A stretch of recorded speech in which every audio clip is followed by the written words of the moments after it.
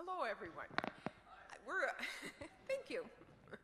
We are a small group today, but I'm really delighted that all of you are here. And the first thing I would do is invite you in the first table where the banner is. If you have not signed in, just sign in. We'd like to do that with the racial equity team just so that we know how many people have come to the event. And if you have not previously put your email address on that yellow pad sign-in sheet, please do that, because then when we send out the emails, it can be included. So I am Mary Nervig, and I am the chair of this racial equity team for the Synod. And a couple of other people who are also team members are here today, George and Krista and Peter and Steve. Yes. So what we are commissioned to do is related to both our Synod Assembly's resolution and the resolution by the National Church to provide educational events that speak to the issues of racial equity, which we know are really germane to being a Christian and living intentionally in this world. So today, part of a national effort, but that's really pertinent to our current situation when we're talking about immigration, is AMMPARO. And we are very fortunate today to have Mary Campbell from the Milwaukee Synod, who is here to talk about this issue with us. And we also, as a team, thought that this month of December is a really important time to talk about immigration, because there's a really strong biblical basis for talking about welcoming the stranger. We think about Jesus and Mary and Joseph were immigrants at one time. They left Bethlehem to go to Egypt because it was not safe for them to remain in their own country. And that's what AMMPARO is talking about. So our context is indeed biblical, and we're living that in this current situation. So with that, I would like to welcome Mary. Thank you, Mary. We kind of go way back from... Yes, we go back to ancient history. Yes, we do. When she was in the Milwaukee Synod. Right, yes. So, and yeah. we belong to neighboring churches. So our history is, we won't say how many years old. Yeah. Yes. That's right. That's right. So it's a pleasure to be here with you today, and I'm really happy. This is a great size group, so I'm very happy with the people that have come to talk. Today is actually Human Rights Day. Today is the UN Day. We're celebrating 69 years since the Declaration for Human Rights was signed. So next year is going to be the big celebration, but it's especially important to think about the fact that today, December 10th, 69 years, and now we're talking about the human rights of migrants and migrant children and families particularly. So what a great day for us to be able to do that. So very happy to be here. As you know, I'm from the Greater Milwaukee Synod, and I still live there, but I work for the church-wide office in Chicago. I'm the program director for AMMPARO, which is the strategy that the ELCA passed at the last church-wide assembly to accompany migrant minors with protection, advocacy, representation, and opportunities. So that's, it's really amazing that our church was able to put together a strategy together with our companions, and I'm going to tell you more about it, and get this through the church-wide assembly in a short period of less than 24 months. I mean, sometimes you think the ELCA doesn't move too fast, but this moved pretty fast. So I think we can go to the next slide here. This is what kind of a roadmap of what we're going to do in the next 2 hours. Fortunately, we aren't going to be sitting the whole time. And me talking the whole time. Because after we do some introductions and have some icebreakers and talk a little bit about expectations, we're going to take the migrant journey with each other. So we're actually going to move to Central America, to Mexico, to the border, and also to a U.S. community together. We have enough people here to make this a lot of fun. We're going to talk a little bit about the current context for migrants and refugees and some of the things that have been going on. I am not the only staff for AMMPARO, but there are only two of us. The other person is Alaide Vilchis-Ibarra. She is the program director for migration policy for the ELCA. So it's really great that the ELCA formerly had relied exclusively on the Lutheran Immigration and Refugee Service to do all our work around migrants and refugees. And now we are doing more ourselves in collaboration with LIRS, because now you can see that we need everybody's hands on deck, you know, with everything that's been happening. So we'll talk a little bit about the current context. I don't know whether you had a chance to pick a bookmark from the back table there. There were two bookmarks back there, but one of them is the 40-day I Was a Stranger Bible and Prayer Challenge, and we're going to be passing through that just kind of quickly. Then I'll talk about the strategy, what can you do, and how can you get involved. So, and then we'll have a little time for questions, but I would say this is a small enough group that you should feel free to just ask me any question when you have it. Because we really can, you know, we could do that. So I hope that sounds fairly good to you. And even though this is kind of a small group, I think I'd still like people to have a chance to maybe just talk to somebody for a minute. So what I'd like you to do is, maybe you're probably sitting with the person you came with. A couple of you by yourselves there.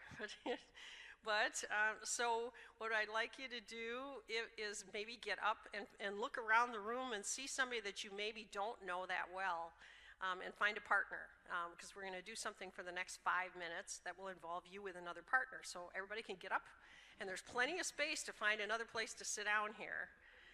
And so we'll be just fine. So I'll wait till everybody has found someone.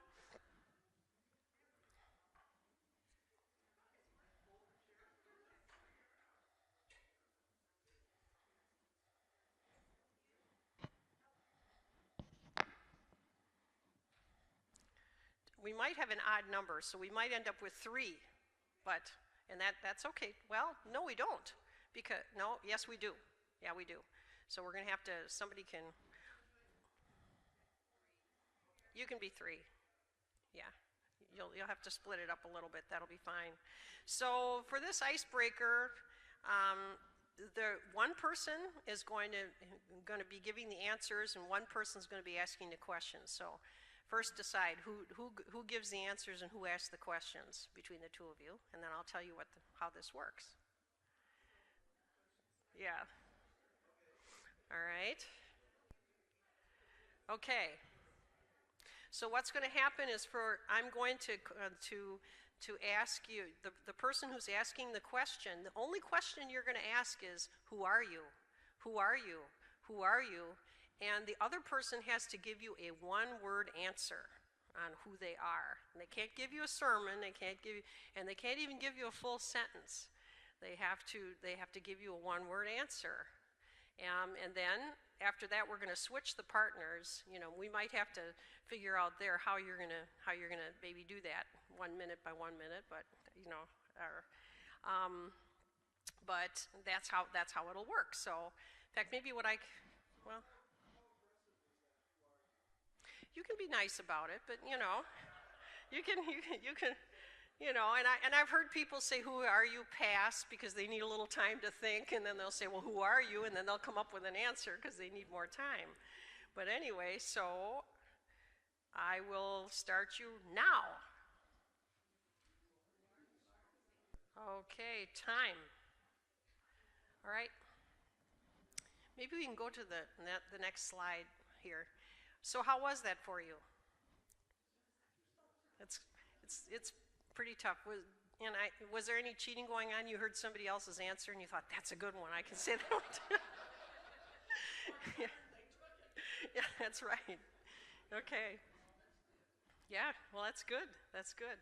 So did you learn anything new about anybody that you were talking to there? Mm-hmm. Okay, well, that's really good. That's really good. Some of you knew each other and some of you didn't. Well, now what I would like you to do is, this isn't going to be the same kind of dynamic. You can just have a conversation for the next like 2 or 3 minutes. All of you came for one reason today, and there's some things that you had in mind about things that you'd like to either, you had expectations of what you might hear or what you might learn or who you might see or something. So I would like you just to stay with your same group, same partner there, and talk about, just for a couple minutes, what brought you here today, and what are your hopes? What will make this worth it for you for the next couple of hours? And then I'm just going to ask you to share afterwards just a little bit, a few of you who want to give some answers around that. Because it's important for me too to hear what it is that you're interested in, so we can see what is more important for me to emphasize. So go ahead and spend the next couple of minutes talking to your partner about that. And you can just do it free-flowing. It doesn't have to be in that same kind of format. Okay. That was about 3 minutes there. I don't know, you could keep talking maybe, but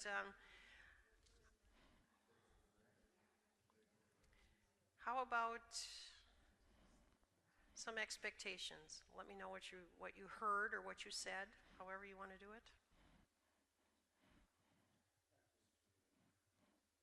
Anybody? Sure, go ahead.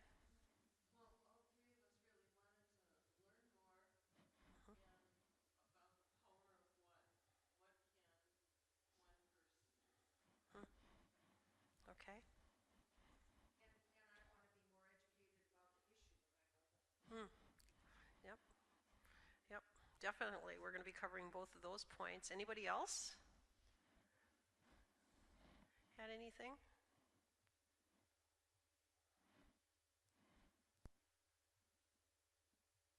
Now you're talking, so something was said there. Oh, okay.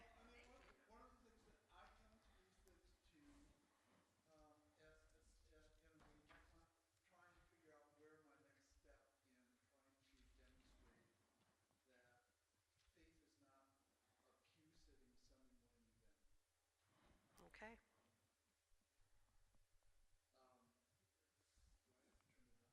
No, I think it's on. I think. I was telling Krista, I have a 13-year-old in my congregation that has just decided that he doesn't believe in God anymore because it doesn't make any difference in his life. Hmm.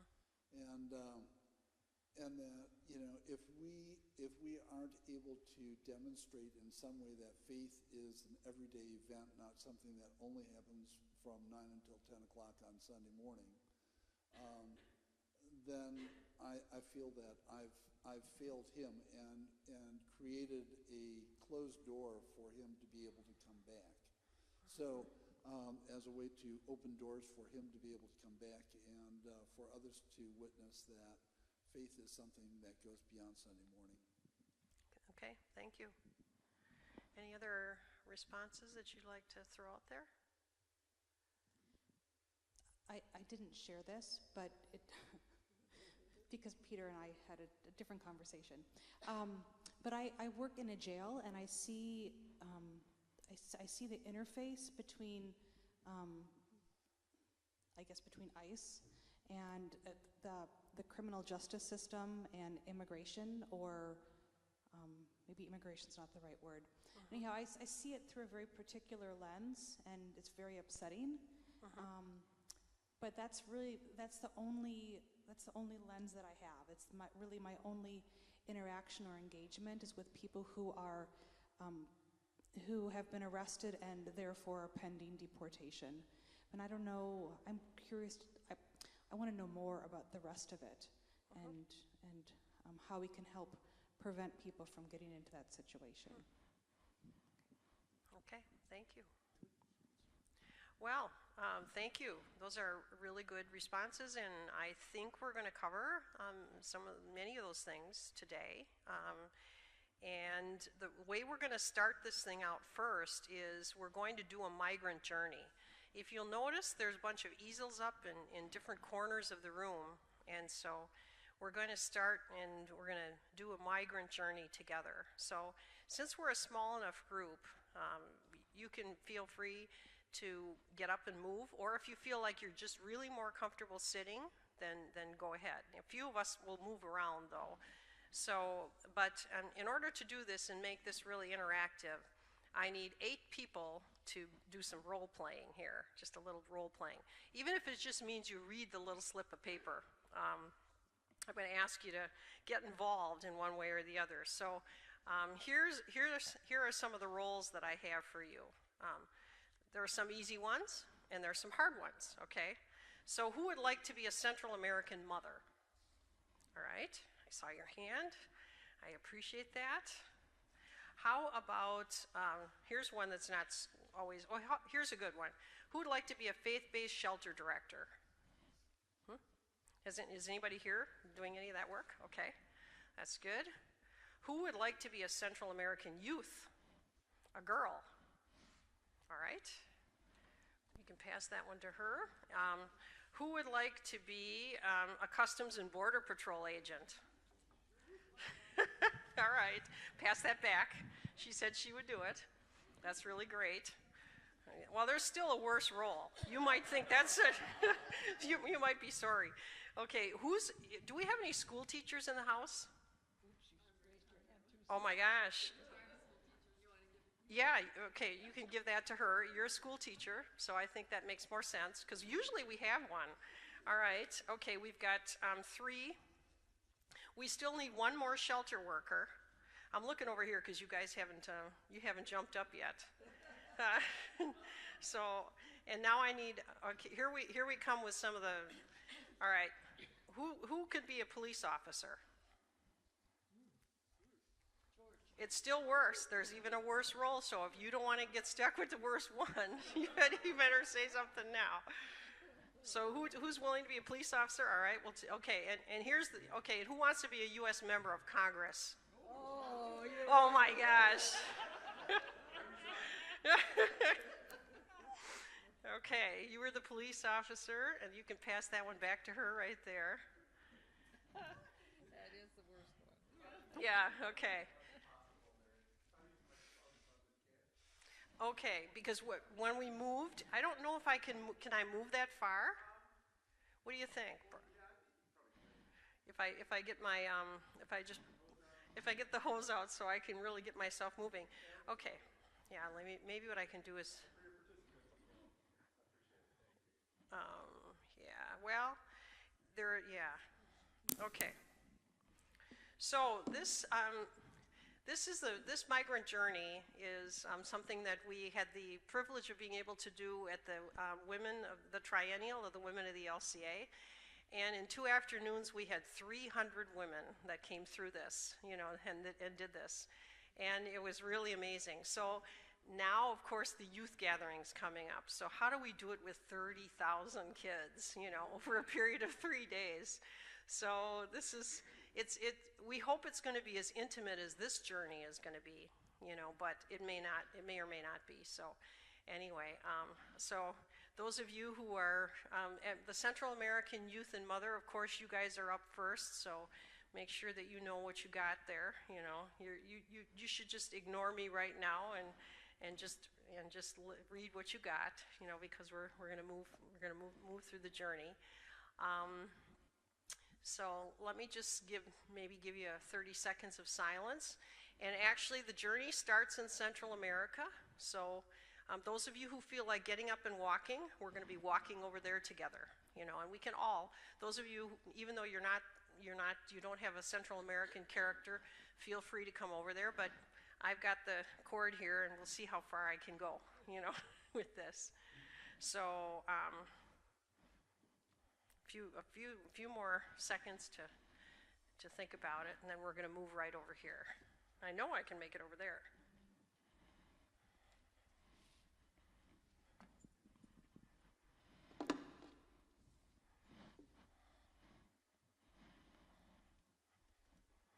Okay, let me move this one. I can.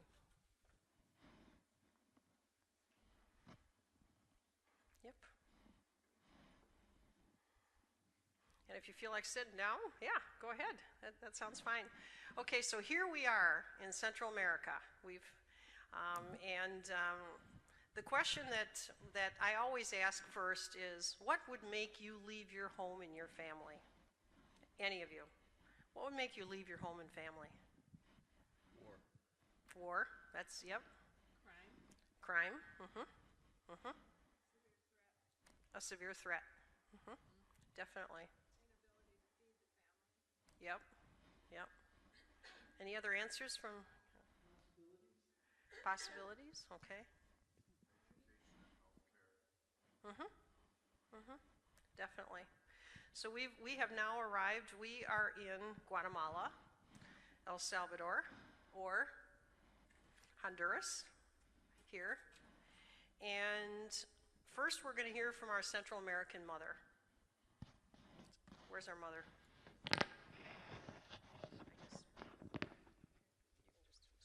Yo no sé qué hacer porque mi hijo está amenazado por los MS-13. Tenemos que ir. Mi hermano vive en los Estados Unidos y vamos a.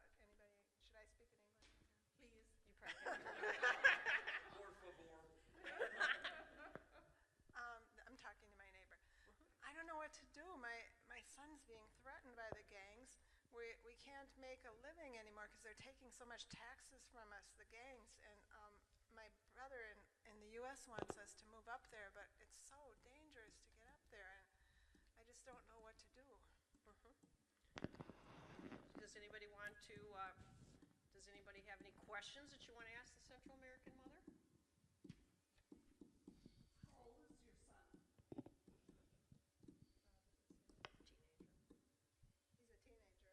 He's a teenager. Do you see any other possibilities of perhaps moving to another part of the country?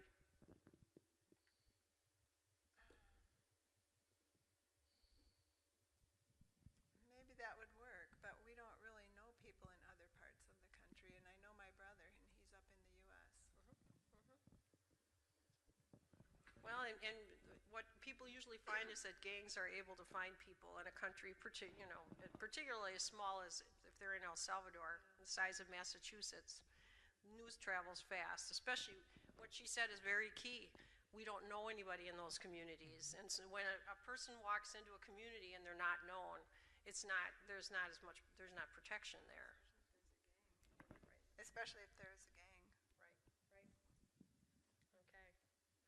So, any other questions for our Central American mother? All right. How about our Central American youth?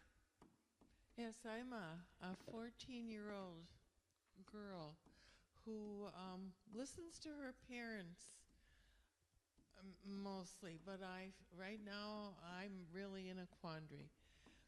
I have always felt safe where my parents have reared me until just recently.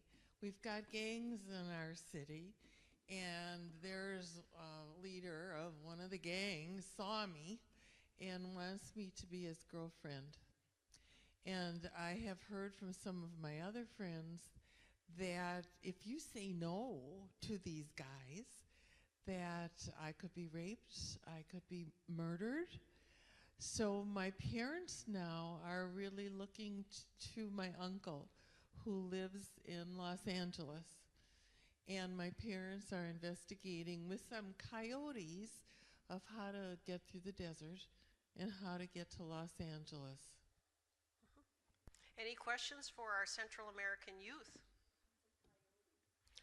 Those are the guys that will, for money, of course, a lot of money, take people from whatever country up into the United States. And they're not very reliable. They're not reliable. They're not very reliable, but they will take your money. Yes, they will. How old are you? I'm 14.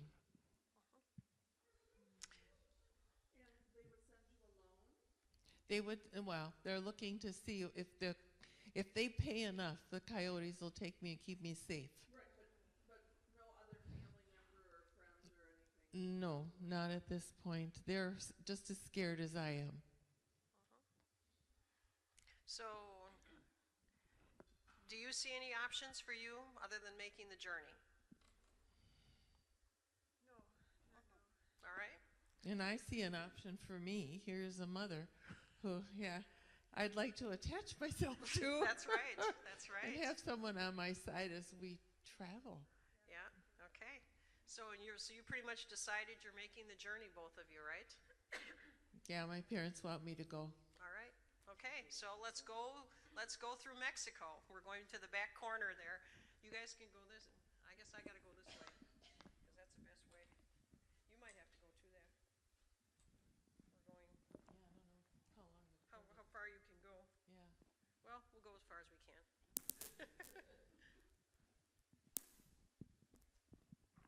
Oh, we're closer. Yep. I think I'm going to stop right here. Okay, so here we are. We are in Mexico. You see, we've been through some pretty tough terrain in order to get there, and we are facing Guatemala. You can see the map of Guatemala, and that map shows the risks that people take when they take the migrant journey. You'll see their little symbols on there. Some of them, there's some guns, there's some money. It's where you would end up having to pay money, or you could be assaulted. So and some of those migratory routes are marked there. So sometimes people think, well, it's probably better not to go on the regular paths people think about. But then when you look at the fact that most of that upper part there is going to be a jungle kind of thing, or you've gone through some tough terrain as well. And that picture is actually the top of the train called La Bestia, which you may have heard of. It's the train that went through from Tapachula through most of Mexico to Mexico City. And now it hasn't been going as far south as Tapachula anymore, and it's been speeded up so that people can't ride on the top of it. But people that do ride on the top of it, that's the top of the train there. And what people do is tie themselves down by the belt buckles on that train. That's a train there. So, yep. And yeah, it doesn't look like a train, but it is a train. And so it was actually taken by Elide when she was making the migrant journey together with Bishop Allende most recently. So that's where people are. So we have our mother, we have and we have out here you both are, and we have our youth. They're together, and we also have a shelter worker from Tapachula, right? Yes. Okay. I bet you're really glad to see her after making this journey and not having a bed to sleep in. I am the director of an organization that provides services for immigrants in Tapachula, Mexico. I began working with migrants as a volunteer through my church about 25 years ago, so that's how I started this journey. The organization functioned as a migrant shelter since the 1990s, but it had to begin providing legal representation and housing outside of the shelter a few years ago, when more and more people were seeking asylum in Mexico. Now, I used to do a lot of office work, but now we're so swamped with people that I have to assist in cases and provide psychological support. I do not have the education to do that. The work has taken such an emotional toll on me because I can't follow these people into the States to find out where they ended up, how they ended up, and it's really hard for me to see them leave and not know what happens to them. But I feel that this is a very important position for me because my faith calls me to be committed to it. I think we should give her a hand.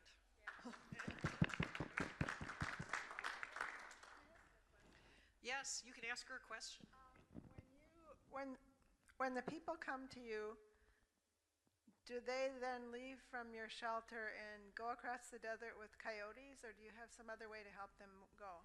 I'm sorry, they don't have that information in here. It just says legal representation because people are seeking asylum, and then just working with the cases and psychological. So I don't know beyond.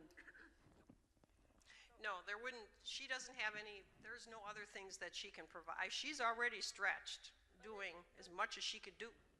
But if she's offering legal representation for people who want to have refugee status, then is she working with United States legal system to get refugee status for those people? No, she's working with the Mexican system, asylum system. Are they getting refugee status Yes.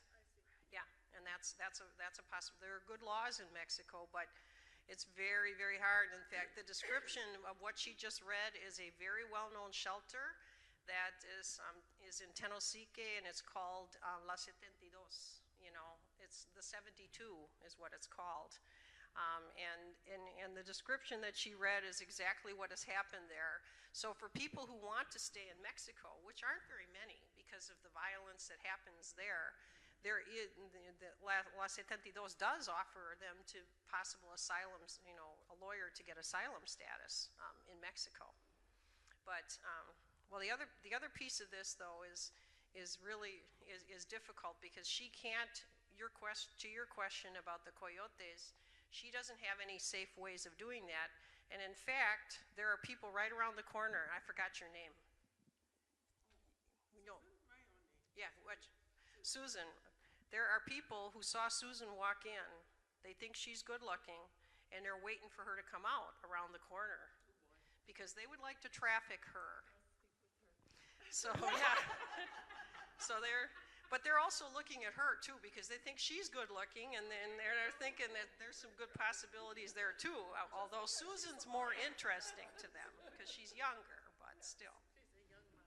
Yeah, but she's a young mom too, so there are people there, and and you've warned them about them, right? You told them that they're out there and what they might look like. So she's tried to help you the best she can in that situation.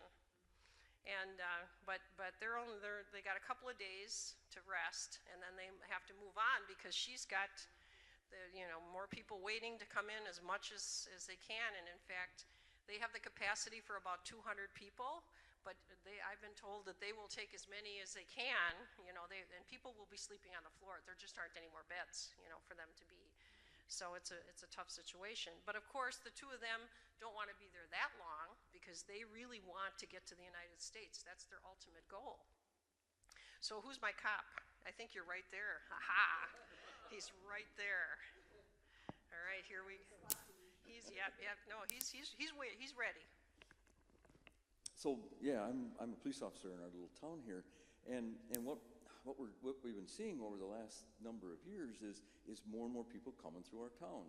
Often it's just youth, and some of them get tied up with gangs, or they're in a gang right now, and sometimes it's some semblance of families, or entire families, and what we're seeing is that sometimes the migrants or the refugees are victims of crimes, but sometimes they're the perpetrators of crimes, and it's just making our town really, really, really unsafe. And I'm not sure how I'm supposed to feel about that. Sometimes, I know I shouldn't, but my salary as a police officer is very, very low, and it's not enough to feed my family. So sometimes I ask those coming through town for some money so that I can help them move along and keep on the road. So he's got his hand out. You guys he's got his hand out over here. He's looking for something. Maybe it'll be that little ring that you have on your finger, and anything. Anything. Yeah. I gotta feed my family too. That's right. Maybe it'll. Yeah. Is he a Mexican or a U.S. police officer? We're in Mexico. Yeah, we're in Mexican Mexico. Police officer. We're in Mexico. Mexico-Guatemala border, right? Yeah. More or less. Yeah, more or less. Yeah. So what do you need? What can I give you to keep us safe? The most you can. I will do my best, but you give me whatever you can that will help me feed my family. So the more I give you, the safer you'll keep us. No, he's just going to get. I'm just going to help. I'm just going to help you move along. Yep, that's right. Otherwise, he's going to tell you can't move along. Once you leave our little town, I can't do anything to keep you safe. Right. But if you don't give him anything, you're on your own. Well, or he's going to take you into custody and send you back the other way. Right. So. You can only stay in the shelter so long, and you'll have to right. go, and then you'll have to go home. Yep, that's right. He can arrest you. So. All right. So you guys are going to have to turn over something. Turn over something to him. Give him what you got. Give him what you can give him. Are you not going to move on? Well, I have this watch. That'll work. That'll work. All right, watch is done. You'd have to have my Gracias, gracias. You did it, yeah, that's right. Yeah. Make it All real, right. make it real. All right, that's right, that's right. No. No, the shoes, no, okay, all right. Well, okay, so that was good, and so, you know, she begged it off, so one watch took care of the job over here, so we're all good. Any other questions that anybody has? It depends on whether you've been in transportation, in buses, or whether you tried to, are going to take the train or can take the train. So it depends. Are they carrying food with them? Just minimal stuff. Yeah, and Maybe- not very much water either. Maybe started out with food, but it's probably gone by It's now. gone by now. Yeah, they've gone. Then I'll arrest They're them and going to, send them home. they're going back. Mhm. Yep. They won't continue the journey. Nope. They'll have to try again. Nope. No, she doesn't have anything. She can't offer you anything either. Nope. Okay. Well, they paid it off. She had a watch. It took care of it. So they took care of it. So they're moving on now. How likely is it that Susan would have made it all the way there, keeping her watch and rings?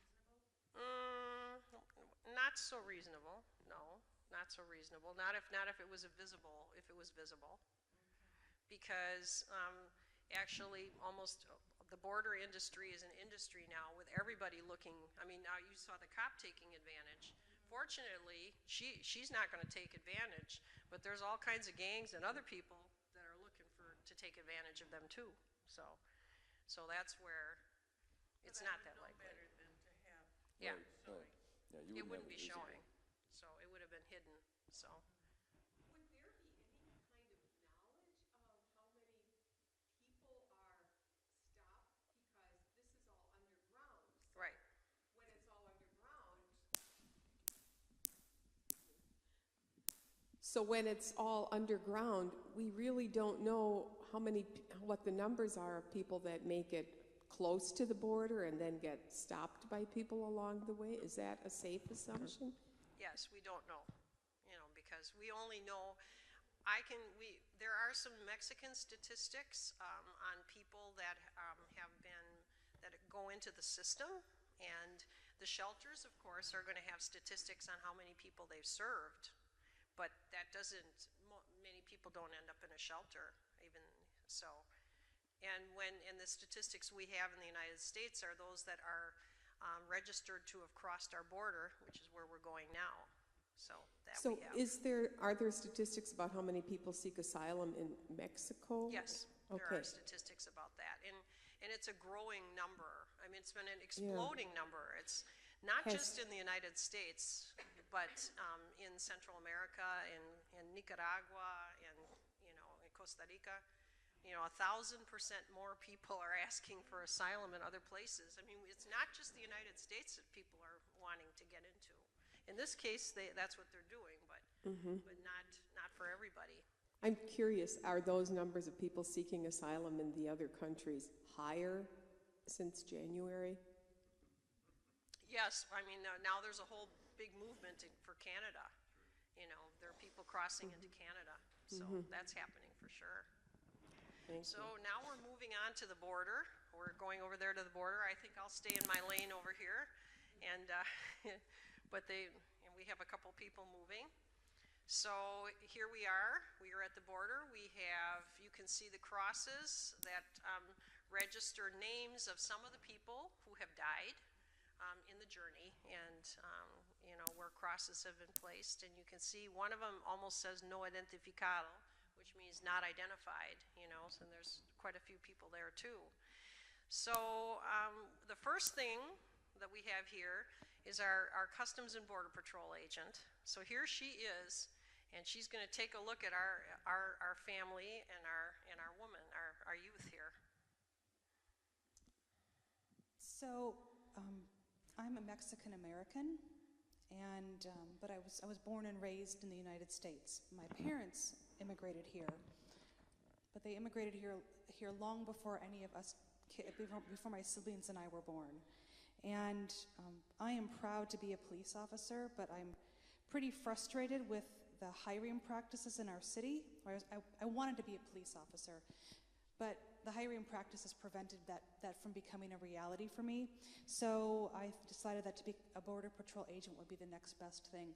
And my Spanish skills really made me a good candidate for that. And while you might think that I would be sympathetic to your situation, and I do feel, I have great empathy and compassion for children who find themselves coming through the border. I'm very frustrated with parents who would put their children into that situation. I think that it's irresponsible, and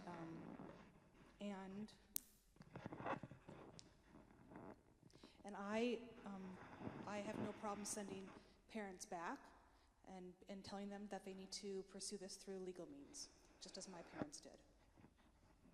Okay. What questions do you have for the Customs and Border Patrol agent?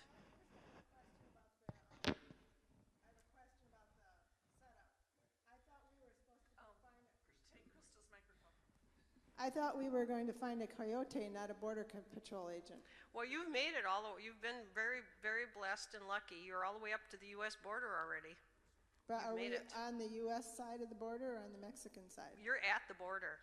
Why are we crossing the border openly when we thought we were going to come in with a coyote? That's my question. Because he just left you, and he took your money and he ran off, and this looks like your best option at this moment. So you can go home. We can have a conversation. What about? That's exactly right. Because there's a reason why she at this moment is a Central American minor, and so therefore. Right. Well, whether you're naive or you're not naive, she has to let you in. I mean, at this moment in time, although we have seen cases where people have been turned across the border again, she's supposed to let her in. And my son too, right? And my son is supposed to be. Yeah. She's supposed to. Well, although with a family, she could probably say, you're done. You're not going in. But she's supposed to let her in. So that was. She's doing her ethical job by saying, okay, you're coming in. Well, I want to ask for refugee status. And since I haven't crossed the border yet, I'm here to ask for refugee status. Do you have a fear of persecution? Yes. Okay, explain to her what your fear is, that you have this fear of persecution. I was being persecuted by gangs in El Salvador, and they were threatening my son's life, and they were threatening my business. So we were in physical danger from them. And I have the discretion to make a decision? Does the Border Patrol agent have that? Well, if somebody else could make it, I mean, you could admit her, and then somebody else will then do a credible fear interview, but, she told you the basics there. So, and that person can make a decision. Do you see that, the ankle bracelet? Okay, there's the ankle bracelet. So, and that's Kristen, right? Yep. Kristen, that's Kristen in that uniform right there. Which so she can make a decision, or the decision can be made, that you can get the ankle bracelet so that they can always know where you are every moment of time. You will be taking it into the shower with you. You will be taking it everywhere with you. So she can let you do that. I think she might let you do that. Might you let her do that? Because she has a child like I do. Okay, all right. I mean, I have strong feelings about this. Yep. Realistically, I think that I might not know about needing to ask for refugee status, except that the social worker told me to do that. Right. How long did it take her to get to this border? It depends on how did she walk, did she take the bus, did she take the train? All those will be different amounts of time, and it depends on how many resources she had to take any of those. Otherwise, she was walking, and it took her a lot longer because she was walking. So, so what's actually going to happen now to Susan is Susan now crossed the border, and she allowed her to come in. She's going to go to a Lutheran social service facility called Upbring if she crossed the border in Texas. And they have a shelter where they have youth of her age group, both boys and girls, but in separate wings, of course. And they will do a study to make sure that she can safely go to her uncle's house, and that he's not going to be the kind of person that would abuse her. So that's, while she is waiting for that study to be done by Upbring, she'll be in this really great facility, you know, in Texas, where she'll be going to school. She will have recreational possibilities. She'll be with other girls. They've got, you know, rooms with 3 girls in a room, and they're basically age appropriate and with each other, and they all speak the same language. So that's one of the things that we have been able to support as a church together, to bring safety, and not just Upbring, but in other LSS organizations and around the country are involved in this as well.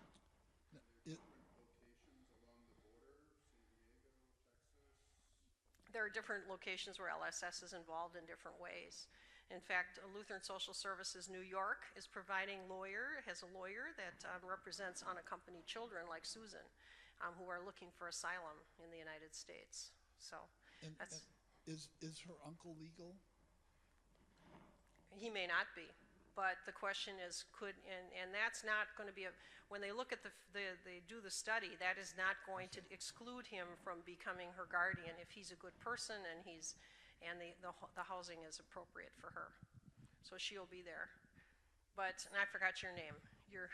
Lucy is going to be she's got the ankle bracelet on. She can go and find her brother, but, you know, she's a little more on her own, and her family's more on their own for this.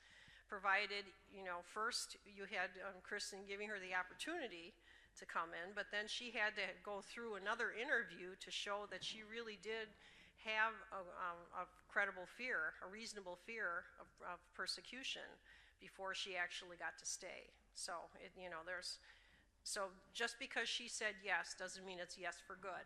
You know, there are other levels of this that happen. I'm wondering why even among U.S. citizens that gangs are preying upon. There are, you know, gangs within the United States that are preying upon our own citizens.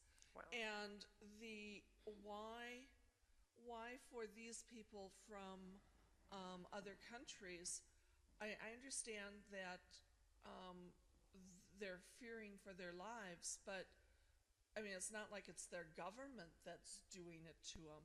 I mean, this is just one citizen upon another citizen. What's the difference? But the government is not able to protect them. That's one of the key issues. But that very point often means if you have been threatened by a gang, you don't that doesn't give you an automatic pass to say that that's a reasonable fear, you know, for persecution. You know, so it's weighed. There are ways that they have to. She still has to show that she's part of then she has to show she's part of a social group that is not being protected there. So that's. So I think, looking at the clock, and we're having fun with this, which is really good. So she's got the ankle bracelet on, but there's another shelter worker. Well, welcome. Why don't you both come on in? Come in with your son, and also, come on in, Susan. We've got a really nice place for you to stay, but let me know, are there any things you need?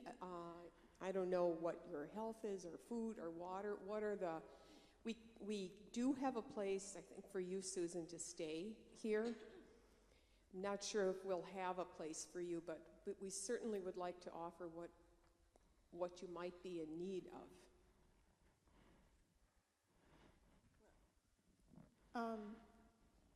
I have a little money left. It's sewn into my skirt, but my son has a toothache, and I wonder if he could get some help with that.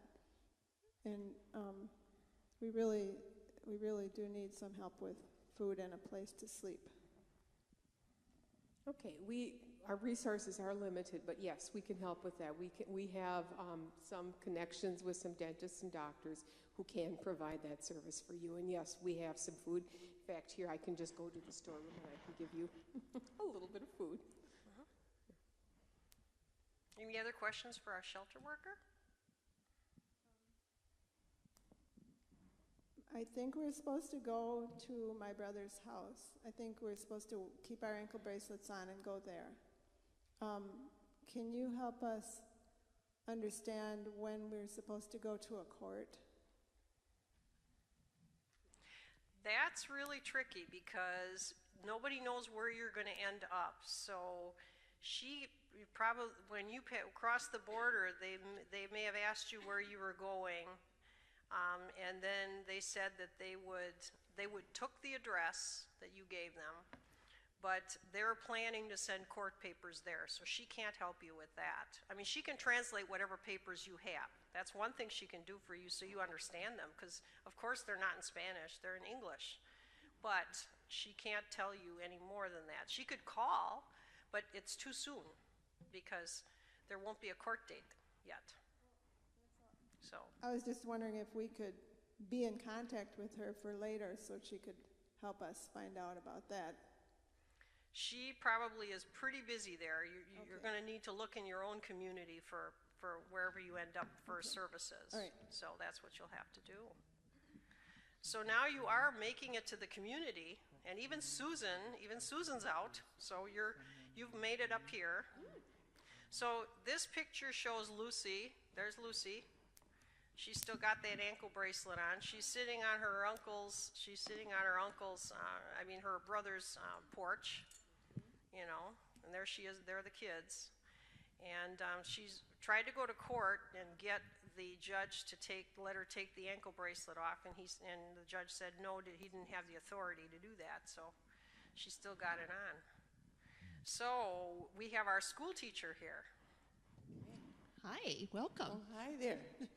I'm a school teacher in the United States, and my classroom is becoming more and more children who speak different languages, and so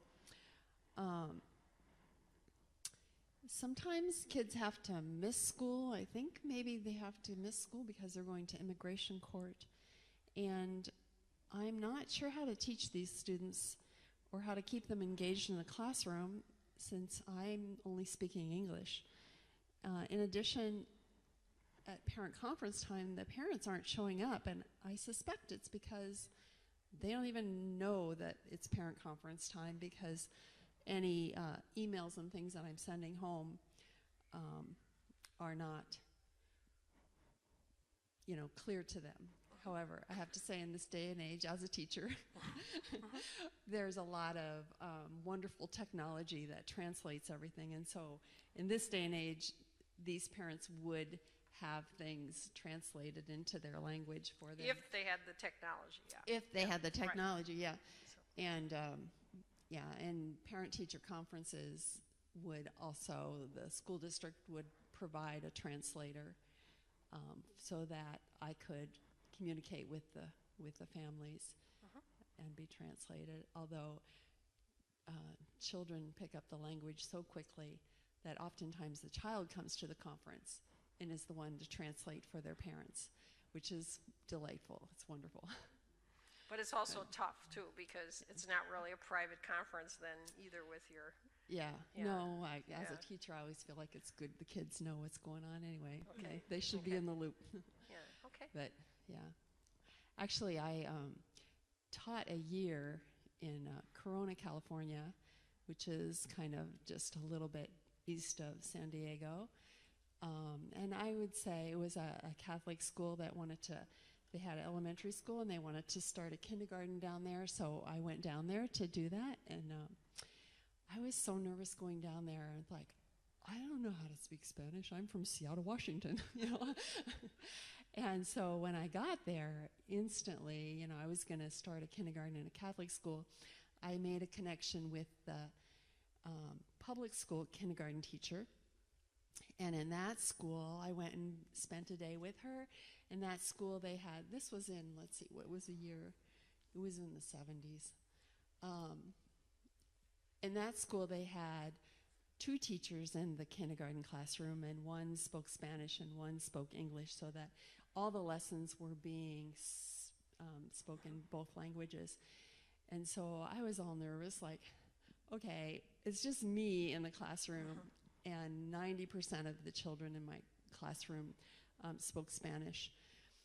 And so my first set of parent conferences, I was like apologizing to the parents. It's like, no español, you know? And I was kind of really blown away because the parents were like opposite of what I was expecting. I was apologizing. They were like, we're so glad that you don't speak Spanish because we want our children to be immersed in the English language. And because there's no Spanish being spoken here, it forced them to learn the English language quickly. So it's just like, oh, you know, a different point of view to think about how we deal with English language learners. But it really was a delightful experience, and the parents were just, yeah. One of the things I got to do, I'm probably taking your time. I got to go take a family and go shopping for Thanksgiving dinner for this family from the parish church. I had the money to purchase money for that, to Thanksgiving dinner. And so I take them to the grocery store, and I'm thinking, okay, here's the turkey and the cranberry sauce. And like, I just, you know, follow along and let them pick out the food. And they were picking out big bags of beans and rice. And it's like, oh, there's no turkey and cranberry sauce. It was what they needed. Yeah, it was a good experience. But anyway, there you go. Okay, thank you. All right, any quick questions for our school teacher? All right. So now we have our member of Congress.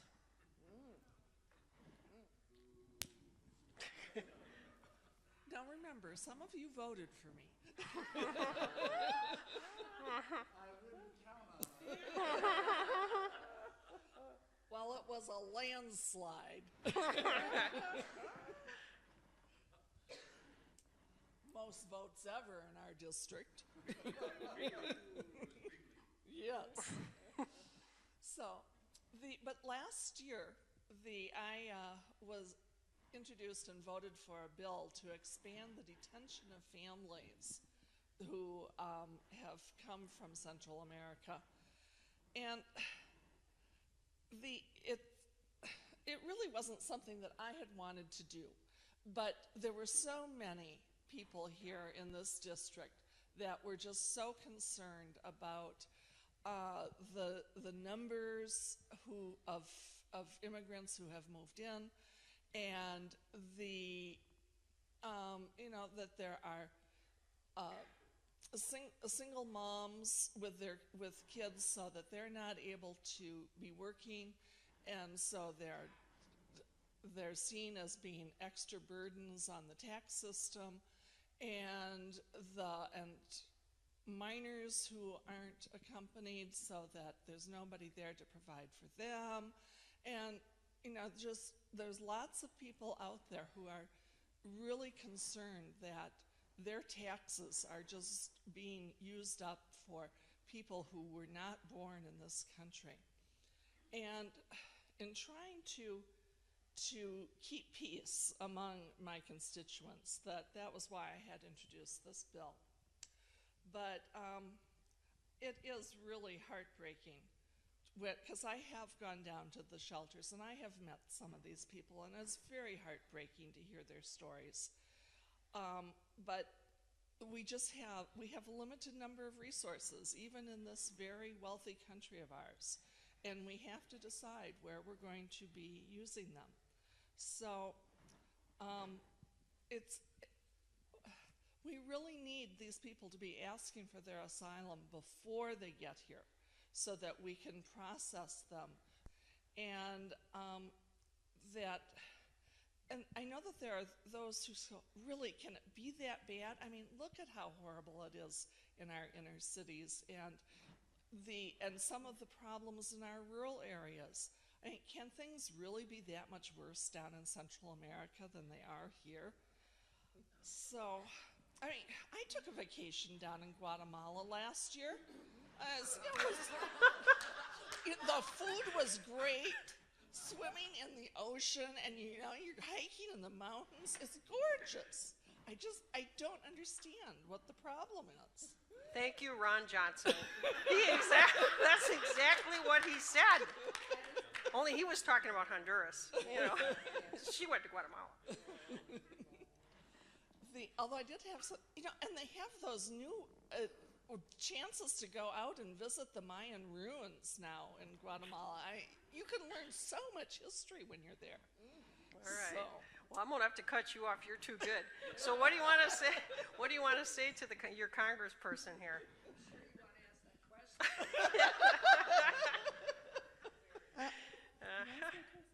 It was my understanding that non-citizens cannot receive welfare and Medicare and so forth. Am I wrong about that? No. Well, no, you are not wrong. In what sense then are they taking our tax money? Ha.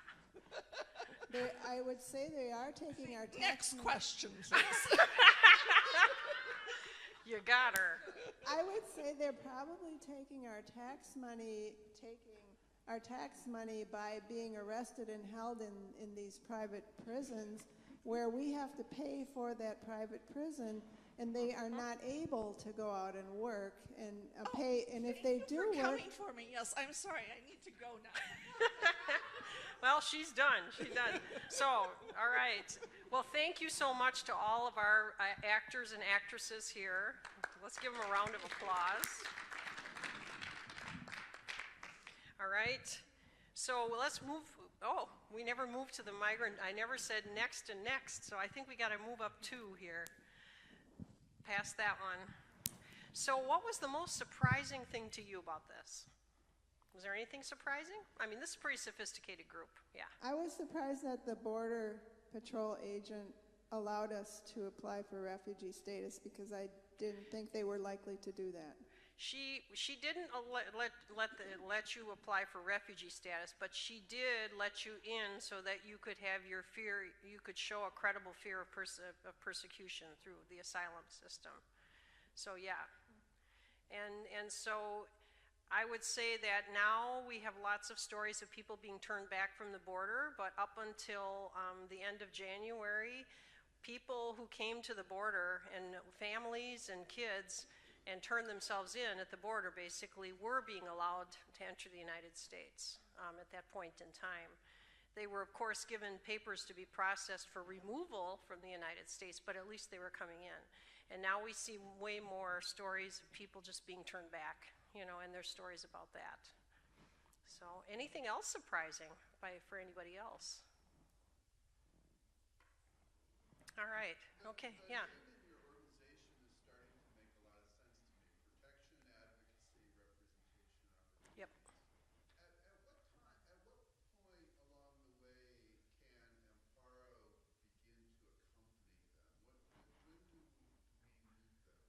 We do, and we do in our congregation. So let me go and move into this part of it with the time that we have.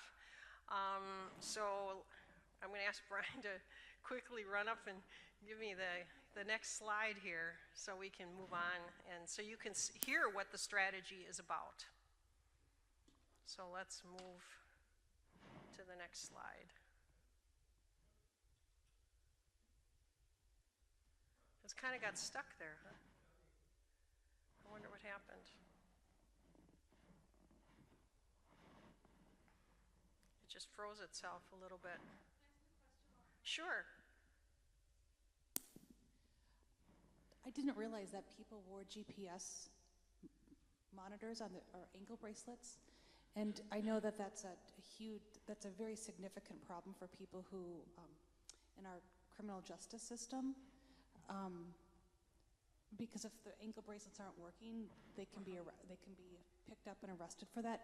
Is that similar with? Yes. And my observation is that they're fairly unreliable. That's what I mean. That's my observation. Yeah. Is this a problem, or is it more of an occasional problem? I can't really answer that question because I'm not really sure how much.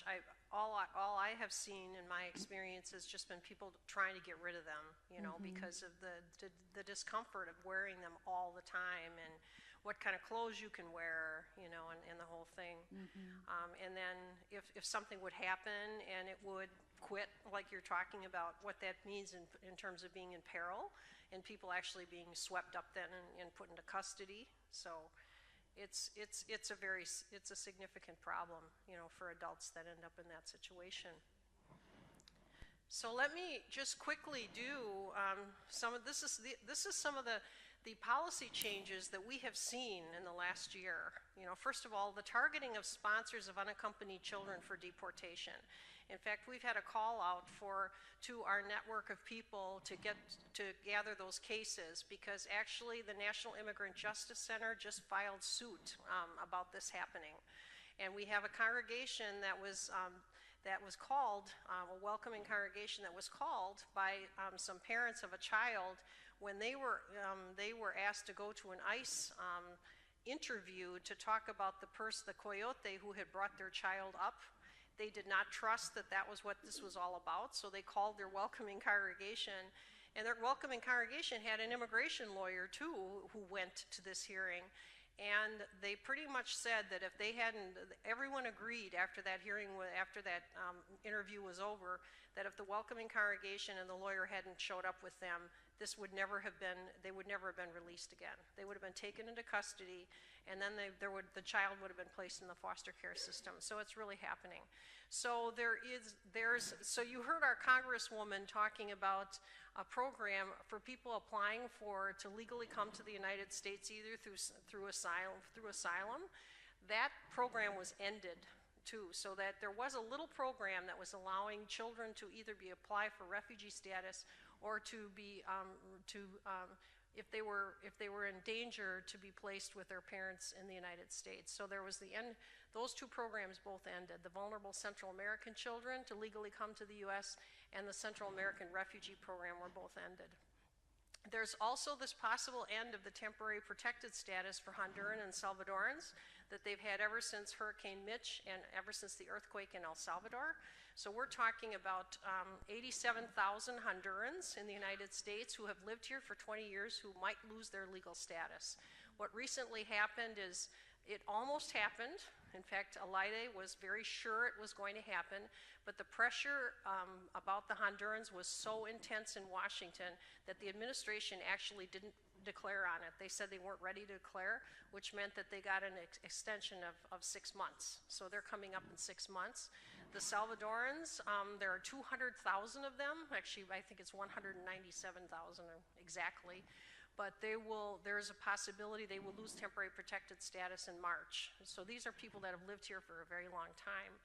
There have been efforts to take away trafficking screenings for migrant children. There are continued efforts to stop children and families in Mexico, and that's some of the discussions that are happening with our president. So we can move to the next slide. Can I ask a question? Yes, you can. So when an ethnic group loses status, how soon is it? How is that enforced, and how soon do they have to leave? Well, it just happened to the Haitians, and what happened was when it happened, they were told that they would have 18 months before they would have to leave the United States. And so we haven't, and before that it happened to the Sudanese, and they were given 1 year before they would have to leave the United States. So we don't know exactly how that's going to be enforced and what will happen. But you see, when you have temporary protected status, the government has your address, you know, because you are registered in the system. So it's like the Dreamers; they're very easy to find, and so if there aren't any changes, they can be deported in a much quicker fashion. So our overall advocacy basic principle is what we're trying to do with AMMPARO, and you should pray for Alaide every day, because this is a tough time to be in Washington and to have to do this. but we are trying to ensure the immediate protection of unaccompanied children and families fleeing Central America while focusing on addressing root causes of their forced displacement. And that means by going to looking for the Alliance for Prosperity money and how it's being administered in different countries, and looking to see what kind of other assistance actually will help deal with the root causes of forced displacement. So moving to the next slide.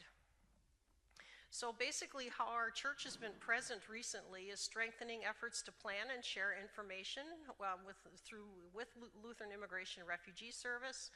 We have co-drafted reports outlining the consequences of ending TPS, and so that's one of the things that Alide's been engaged with.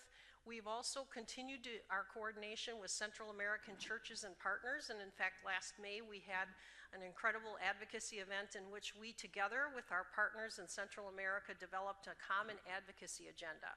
So our partners told us what they thought we should be saying, what we needed to work on in the United States, but we have 4 principles that we're all working on in all of the countries. And over 500 messages have been sent to Congress from Lutherans, so this is something that we've been able to see. So it's been very strong. So I hope that everybody had a chance to get the 40-day I Was a Stranger Bible and Prayer Challenge. The bookmark is in the back, and if you didn't get one, hopefully you will be able to take one. I'm not going to stop us now to do a short little Bible study because I'm looking at the clock and I want to give you a chance to do some of the other things here. But I would commend this for your use. Advent has already started, but Lent is another good time for the 40-day Bible, I Was a Stranger Bible and Prayer Challenge. It was constructed by the National Evangelical Forum. One of our pastors, Pastor Alexia Salvatierra, who was kind of frustrated with what the ELCA was not doing at a period of time, was working with the National Evangelical Forum in the construction of this 40-day Bible and Prayer Challenge. Do you know that there are 92 verses in the Bible that talk about welcoming the stranger? This is 40 of those 92 verses. So it makes a really powerful witness about what God really does have to say about welcoming the stranger. And for Lent, we are planning to release a resource in which there will be a story for every one of those 40 days as well of a migrant child and family and what they've had to go through. We've already got well over 50 stories, so we've got plenty to choose from. We just posted one last week for Advent story number 1. If you go to our Facebook page, you'll see it there. And tomorrow I'll post Advent story number 2. So right now we're just doing one a week. So I would commend this for your small group scripture study for Lent or for any other period of time, because actually the Easter season works out perfectly too. I mean, there's lots of seasons for it. So moving on to the next one. So take a look at these numbers. This is another reason why this is an important thing for us to be working on here. This comes from the United Nations. You can see there has been a giant increase in migrants, not just in the United States, coming to the United States, but in the world. In the year 2000, we had 172.7 million migrants in any given year. And now, in the year 2015, it was 243.7 million migrants. So we have a lot of people moving all over the world. Refugees, there has been a notable increase as well, but not as giant. That's a 41% increase in the number of people migrating now. Going to the next slide. And take a look at these numbers. In fact, you're the first group that is seeing the real numbers for 2017. In fiscal year 2017, 41,435 unaccompanied children were registered to have crossed our border and across where our Border Patrol agent was there. 75,622 family members also crossed during that time. There were a total of 303,916 people that crossed. I mean, obviously those three numbers don't add up because there were a lot of people that were single that crossed the borders alone. So we're still looking at very, very, very large numbers of people. And this is just the people registered to have crossed our southwest border. And usually what we've been told, the statistics are that for every one person that crossed the border and ran into the agent, there's at least 2 more that crossed in other ways, on the rivers or in tunnels or however that might be. The numbers initially, you probably heard, went down. In February, the numbers went down, March and April. By June, the numbers were going back up again, and the numbers have continued to be high. We saw a 22% increase between September and October, and between August and September, and the September numbers actually were matched the August numbers. So, you know, so it was before that. Yeah, go ahead. If you have numbers, these must be people coming over at crossings? Yes. Okay, so there's no way to count the people who might be crossing through the desert? No. No. And for all we know, those numbers might be up. Yes, because these are people that are 300,000 people took the chances and to cross the border and were admitted. They also published the numbers of people that they consider to be inadmissible. And actually what's interesting about that, if you look at the numbers, they aren't significantly different than they were during the Obama administration, at least. But then there's this whole other group of people that are being just turned back over the border that are not even being registered at all. So, you know, we know that group is pretty large too. So moving on to the next. Can I ask a question? Yeah.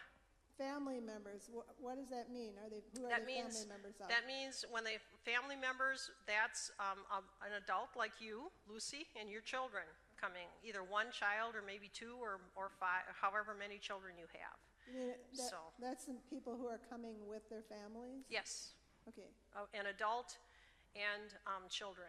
Okay. And so they're usually registered in the system, in the legal system, as AWCs, adult with child. That's how they count them. So the strategy Amparo comes from the word Amparo, which those of you who speak Spanish know that means refuge. And so it comes from our Psalm 46, God is our refuge and strength, the very present help in trouble. Dios es nuestro amparo y fortaleza. The only difference we had is we added an extra M because it's migrant minors in the Amparo strategy, but it really has a significance. People from other ecumenical churches who have heard about our strategy, they know that the word Amparo has meaning, and we are at this moment. Although all the denominations are working on this issue, we're one of the few that really has a strategy around it. So going to the next slide. So when we want to give one statement about what is Amparo, it's in a holistic whole church commitment by the ELCA as a church in the world. Amparo is envisioned to accompany children today, children and families today, and in the future who are forced to flee their communities. So we've started with migrant children and families, but that we are not exclusive. So let's say your congregation accompanies other kinds of migrants. We're still in relationship with you, and I would ask you to be part of the Amparo strategy as well. Okay, what's in Amparo? So this is the down and dirty, one slide. Yeah, go to that next slide. That's what I'd like to do. There are 4 commitments. One of them is to have a holistic and whole church response. Holistic in the sense that because we are blessed to have companions in Central America on a long-term basis, we work on root causes with our companions in Central America. We work on the moments of the journey all the way through to the United States. So you'll see that a little bit more. So that means countries of origin, transit in the United States, built on 3 guiding principles: accompaniment, awareness building, and advocacy. And the activities are around protection, advocacy, representation, and opportunities. So moving to the next slide. So you're going to have to punch this up 3 times. Who are our companions? In the countries of origin, you can see in El Salvador, Honduras, and Guatemala who we're working with there. And basically the niche that our companions have in the countries of origin is our companions have been working with youth and families that have been basically deported from the United States and Mexico to try to offer them safety and opportunities in their communities so that they would not make the migrant journey again, if possible.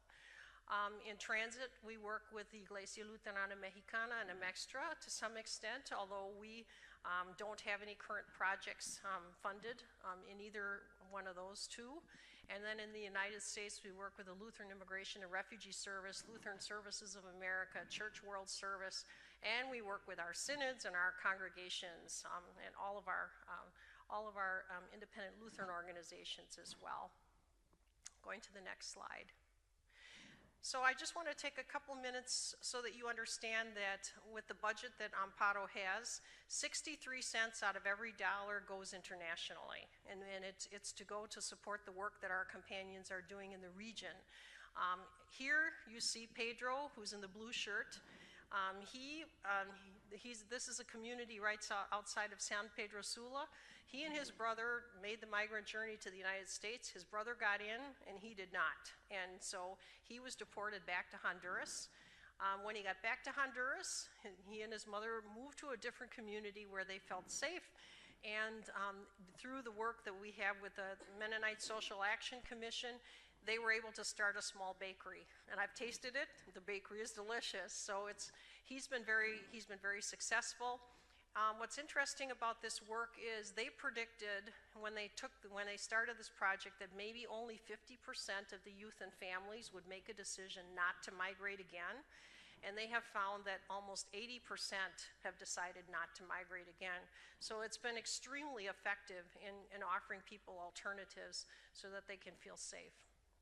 Moving to the next slide. El Salvador is very complex as well, and so the church in El Salvador has actually been, through its ecumenical relationships, been trying to push the government to have some more dialogues with gang members, with the gangs, in order to find a peaceful solution to what's happening. The government has had a pretty hard-handed approach so far. But in the ways that the church in El Salvador has been able to do it, with the youth that they have worked with, they've been able to find alternatives for those youth as well. So here you see this young man. What he's holding in his hand are prawns. You know, they're pretty huge, you know, so that's his business. And this young woman was able to start a small store in her community. Now things are working, but who's to say she's not going to be, you know, shaken down the same way Lucy's family was being shaken down, and at some point they'll come to her and ask her to pay a quota, possibly, you know, in order to keep her business going. But at least at this moment in time, things are working for her. So that's what the kind of work that our companions are doing. So moving on. So here are some of the results that we've seen. So in the impact in the United States, just Upbring alone in the year 2016, more than 30,000 families were helped, migrant families. 908 children were served through that program. Remember when we were talking about Susan and her situation, and she was going to get placed in that. 908 kids were worked there. We have also seen LSS of New York, and they've been able to provide legal services for at least 25 youth so that they can have legal status in the United States. We have actually 74 welcoming and sanctuary congregations at this moment. We have 2 guardian angel programs. We've done a lot of advocacy this year. Our bishops came together with our LSS leaders and LIRS in Washington on March 29th, and we made 125 Hill visits to our legislators on that day, just to try to protect refugees and migrants. And I already talked about some of the impacts in the countries of origin. So the next slide. So here's where you can get information officially about what's happening. We have an ELCA website, and an AMMPARO page on the ELCA website. You can sign up for the ELCA Advocacy Network. We also have a Facebook page, and the Facebook page is really probably the most realized in terms of if you want to see what the latest news is coming out of Washington. On our Facebook page, you'll be able to see that, and some of the stories. So we ask you to like and follow our Facebook page. So now I'm going to move to the next slide and talk about what can you do and how can you get involved. Go to the next slide. So here, these little dots show where the percentage of Central Americans are living in the United States. So my job in the last year, I just assumed this last December 1st, so I've had a year in this position, has been to try to see how much we can organize a network out throughout the ELCA. But I've been trying to make sure that the big dots are definitely covered, and so that we can see where we have large numbers of Central American families living. And actually, if you looked at a map that showed where Central American children are, and it's obvious, is the dots would be the same size practically. So that's where the Central American children are as well. You can see that Illinois' got a fairly significant dot there, but you can see Milwaukee does too, and Minnesota is the other place close to us. But look at Iowa, they've even got 3 dots. So there's been a lot of organizing work happening in Iowa right now. And I'm really happy to say that we've got one, Northeast Iowa has a Synod AMMPARO task force, and Western Iowa is about to collaborate with Nebraska to have a new Guardian Angel program. So moving to the next slide. So the Guardian Angel program, that's probably our most famous Guardian Angel, right there is our presiding bishop, Elizabeth Eaton. She has gone to immigration court in Chicago together with Elide, who's now the first time you're seeing her picture. And she is the one in white, and then Michael Stady, who is our Director of Lutheran Disaster Response, has also been involved. We have 2 Guardian Angel programs, which is basically the physical presence of the church in the courtroom.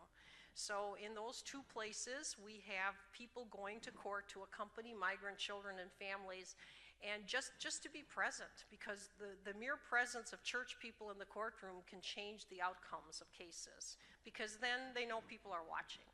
We are about to have a training on January 13th in Omaha, and as I said, those 2 synods have people signed up. They got about 50 people who are planning to be trained as guardian angels to go to court in Omaha. Atlanta, I was just on the phone with a group last week. They're working to build up their core of 12 people. Atlanta is the court where we most want to see a guardian angel program, because they have the lowest numbers of asylums granted in the United States. And we know that if we have church people sitting in those courtrooms, there will be a change, and so that's really important. We also have some people interested in starting a program in Denver. So in terms of Wisconsin, all of our people that go to immigration court go to Chicago. So it's not so convenient for all of you, but I have seen residents of Madison, Wisconsin in immigration court in Chicago. So, and you know that you have large numbers of migrants in your communities. And so we do have people going to court. It's important to us for us to have more. We have 1 sanctuary congregation in this synod, but if we could have some welcoming congregations, when I see people from Madison, Wisconsin, or when our people see people from Madison, they would be able to say there is a congregation in your community that would accompany you, through your processes of going to court, so that we would love to have more welcoming congregations present in your synod. So moving on to that, my segue. Right now we actually have 63 welcoming congregations. Since the last time I did this slide, last week we just added a new welcoming congregation. Trinity Lutheran on Washington Island, way in the East Central Synod, has declared itself as a welcoming congregation. So we have welcoming congregations in all of the states that are listed here. Probably one of the biggest bulk of congregations is in Wisconsin. Obviously in Milwaukee, we have, because of the El Salvador relationship, we probably have 9 or 10 welcoming congregations. California has the most, because Southwest California has got 26, and Sierra Pacific has probably got about half a dozen at this point in time as well. So we have, and these congregations, what they do, they make 4 commitments. First of all, they agree that they will provide spiritual and pastoral support to migrant children and families, or migrants in general. And it's just being church. And second, that they will physically accompany them in their transition in the community. This doesn't mean giving them sanctuary, it doesn't mean paying their bills or giving them housing necessarily, but it means accompanying them in your community to try to find the services that are available in your community to the migrant children and families. And your presence is really important as accompaniers in that sense, because we've also had, as I mentioned, people going to ICE check-ins, with people in their congregation, and that helps keep them safe by going in many cases. So the second commitment is the physical accompaniment, the third commitment is to pray, and the fourth commitment is to advocate. So those are commitments that are probably some things that most congregations could find themselves able to do. Because one of our welcoming congregations in Omaha, at first they were really concerned about whether they could actually do this.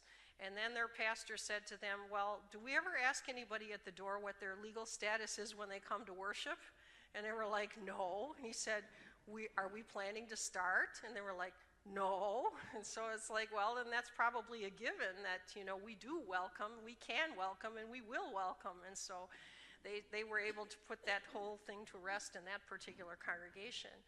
So it's important. The Welcoming Congregation Network has been extremely important to our companions, because when I get a call from Blanca or an email from Blanca Irma and she says we have a Lutheran in X location or a person from one of our communities in X location, who do you have that can accompany this person? And I've been able to connect them up. So the bigger the network, the stronger, the more accompaniment we're able to do for our companions in this way. Moving on to the next slide. We also have now 5 sanctuary synods in the ELCA, which I think is a pretty cool number. It could be more, maybe 65, but that's a ways away.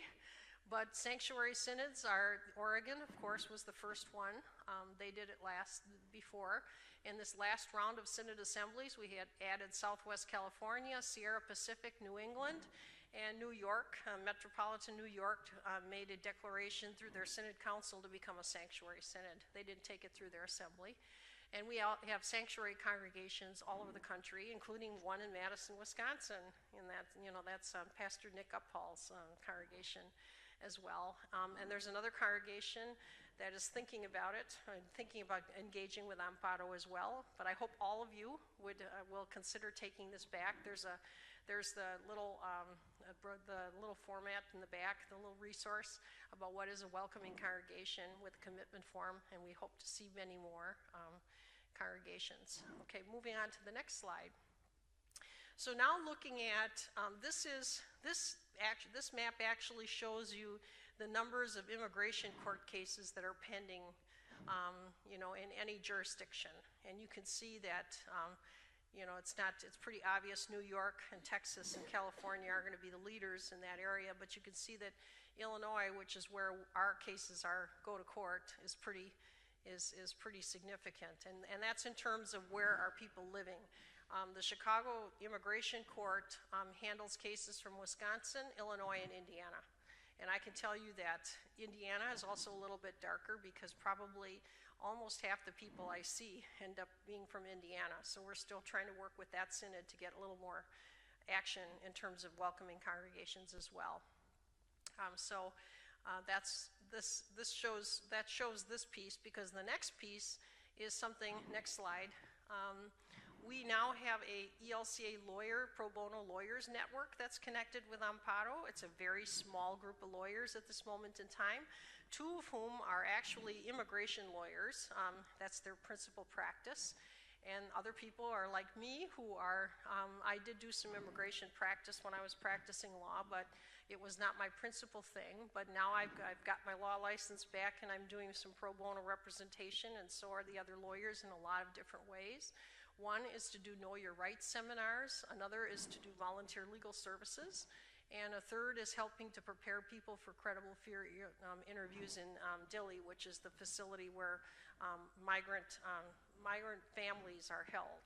And so one of our lawyers, ELCA lawyers from Milwaukee, recently spent a week, and actually the one from Minneapolis did as well, spent a week helping people prepare for these credible fear interviews.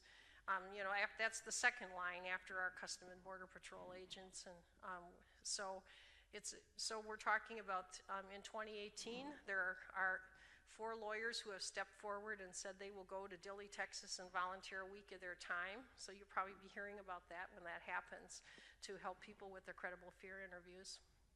So we also work, so these programs on the side, on this one side here, are the things that we've been working on in the ELCA.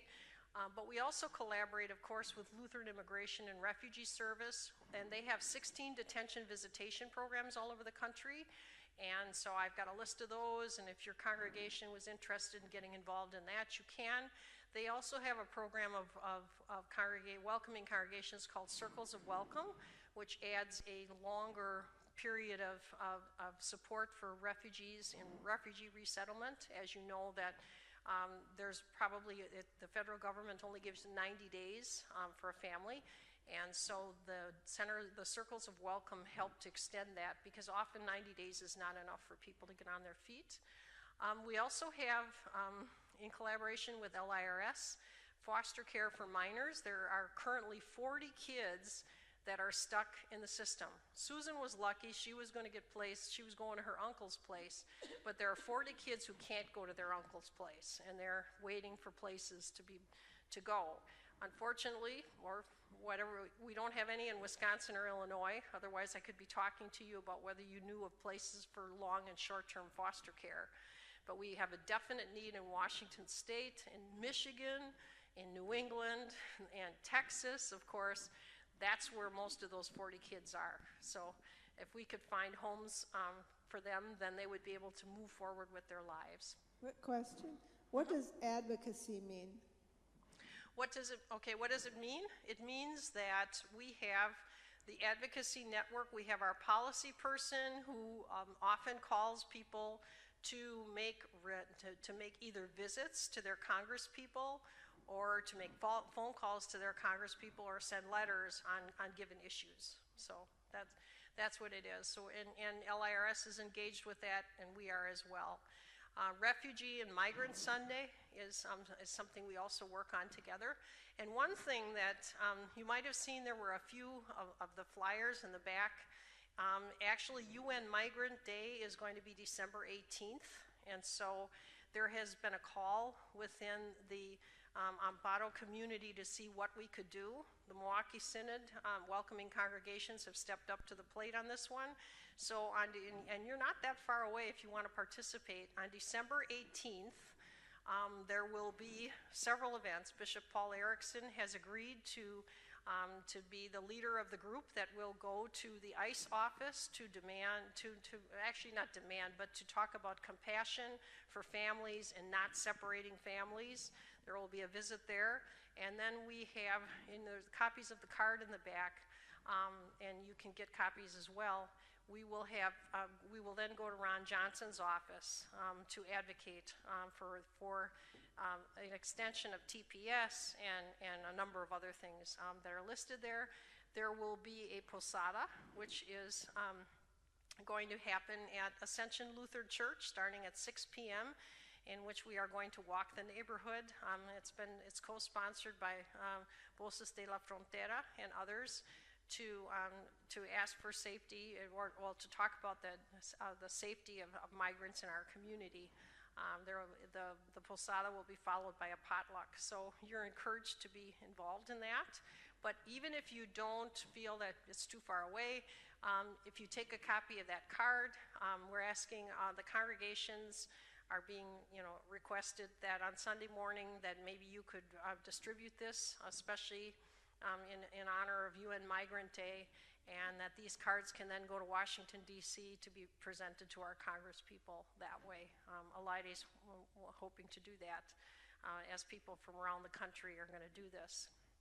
So there's a liturgy. The Milwaukee Synod has helped put together a little litany that can be used in prayers for December 17th as well. And I think that's really it. I think the last slide is, that's really it. So we have about 10 minutes for questions right now. I kind of went fast with this but it was really interesting and good for us all to have some time to interact with each other on the migrant journey. Mary, you had a question. It's not so much a question, but I got an email from Nick from Advent saying he regretted that he was not going to be able to come here today, but really asked me to please support the Dane Sanctuary Committee, to be cognizant, to just look, keep track of it, the meetings are on through the What Matters, but I'm sure if you just Google Dean Sanctuary, because I honestly don't know, do you, Steve, when the next meeting might be and where it is? I don't know that, but it's available on the website. And so on behalf of Nick, and because we were all here today, just want to give strong recommendation to, we can get involved and have more than one congregation in Dean Sanctuary. That would be excellent. And that's, and basically with our welcoming congregations, sometimes they ask, okay, so now we've done it, what's our next step? And we always tell them, be in touch with the migrant community organizations and accompany them in the work that they're trying to do. So part of that is through the New Sanctuary movement, and Pastor Nick's congregation is engaged that way. So that's good. And I don't know whether there is any chance of this synod becoming a sanctuary synod, but it could happen at the next assembly. Who knows?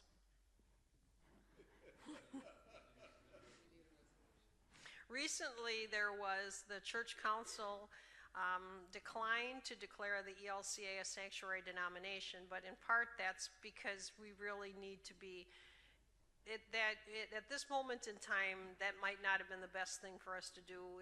With the controversy, but at some point in the future, I would not be a bit surprised, but that the ELCA will become a sanctuary denomination, because you can see the movement is afoot, with 5 sanctuary synods. Any questions? Yeah, Peter. I guess she's passing it to you.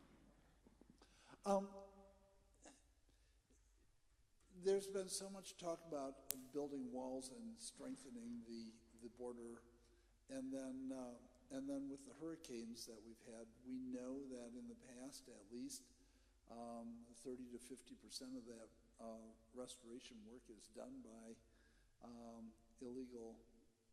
I hate that word. Undocumented. Undocumented. Yeah, I'm not even happy with that. Anyway, but that that people that have come from other countries.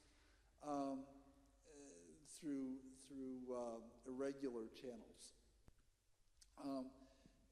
Is there any possibility that there will be a relaxing of policies to allow those people to come into the country to do the work, or are we going to be just really idiots about it? It's going to be a pretty stringent period of time. I mean, I think the best hope might be the midterm elections next year. But at this point, I mean, the ELCA is not in favor of a border wall, and we've made that pretty clear. There's also the School of the Americas just was in Nogales and also in Arizona. There is a wildlife sanctuary called Santa Ana that will be significantly damaged because the border wall is supposed to go right through it. So there are people signing cards to try to protect that wildlife sanctuary that exists there. So I don't know. Because animals understand the rules of walls so well. They can sense a border when they see it. Yeah. So that's another piece of what we need to.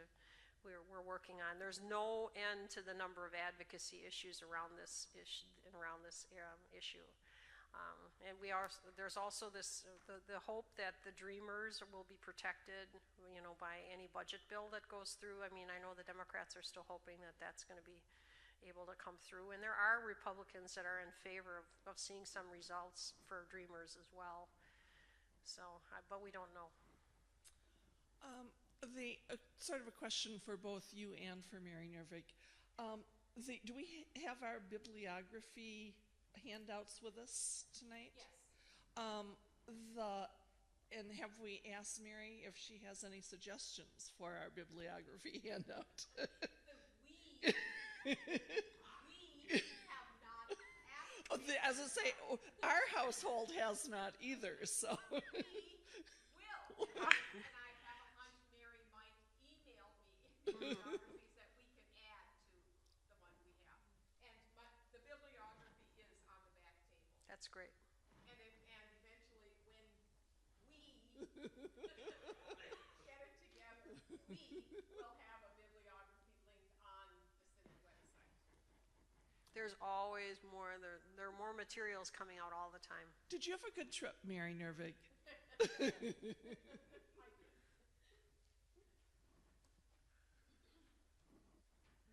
Okay. Well, I just want to say thank you to all of you for being present today, and I'm looking forward to continued communication with you and the hopes of seeing more congregations from the Synod become welcoming congregations, or even or sanctuary congregations, whatever your desire may be, because we are all connected together in this, and our strength comes from the fact that we have a strategy, that we are able to do work in countries of origin and in transit. As a matter of fact, in January, there's a whole group of companions that are accompanying ELCA AMMPARO staff to go to Mexico to see what other companions we might be able to find to continue to strengthen the migrant journey, respect for people that are making the migrant journey, because that's where our companions are really disturbed about what happens in Mexico as well. Not that they're not disturbed about the United States as well. So thank you so much, and please be in touch with me with any other questions you might have.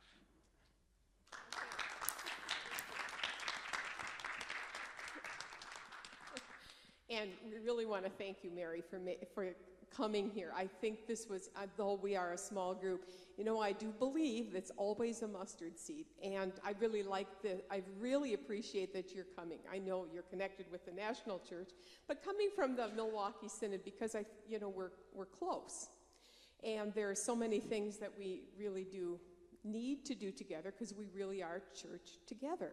So really appreciate your making the trip and coming for this really helpful presentation. Thank you. Thank you.